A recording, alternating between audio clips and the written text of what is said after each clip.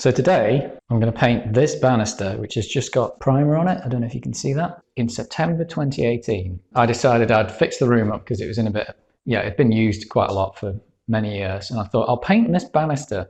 So I painted the whole thing, and then I went over here, so I'll paint this skirting board. And the skirting board was really horrible. It's not the one that you see there. And it was covered in like dog hair that had been painted in for years. And I just thought, I'm taking this thing off the wall because it's horrible.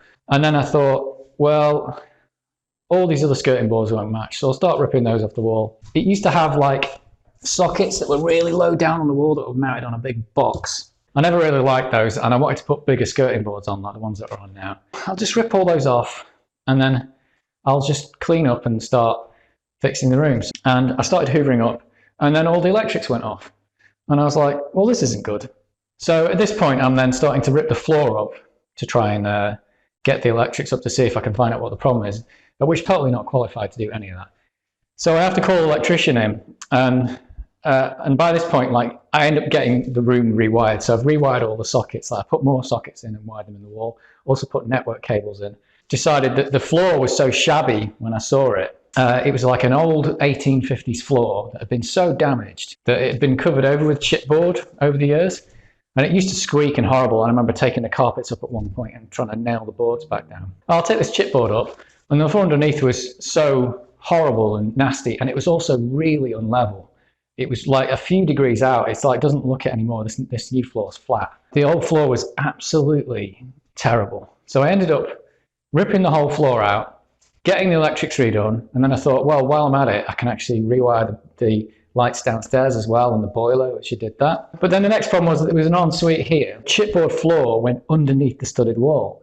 So how do I fix that? Well, I cut around where the wall was, and then I thought, screw it. Took the entire ensuite out as well. This is the replacement.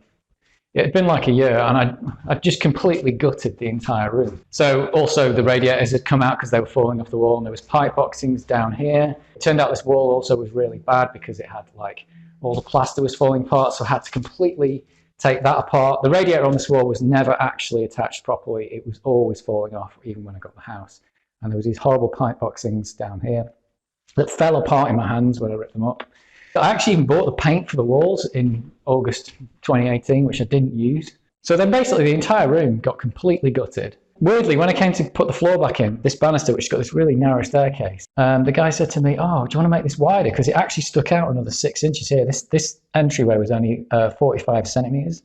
Do you want me to make the entryway wider, but it'll mean ripping these out? And I was like, that was the only thing I actually kept from the entire room.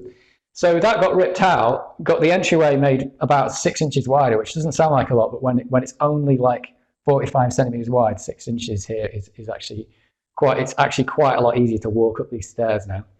So the only thing I was kind of keeping actually ended up being ripped out. And in the end, all the new skirting boards got put in, the new radiators got put in.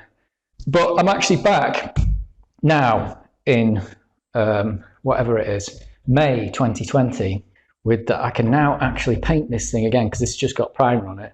I'm back where I started, except the banister's nicer, the floor's level, but you can't see it, it's under here, it's got a nice wooden floor, and I've got nice new sockets that don't blow up, and the floor's all level, but I still don't have a toilet, and I don't have a sink. Well, actually the sink's on the floor down here.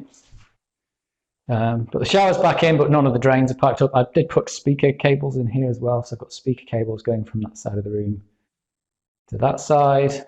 And having the network ports up here makes a big difference because I just can't get Wi-Fi signal up here. So that's it. So that's what ends up taking 2 years, is you decide to paint a banister, and in the end what you end up doing is ripping the entire building to pieces.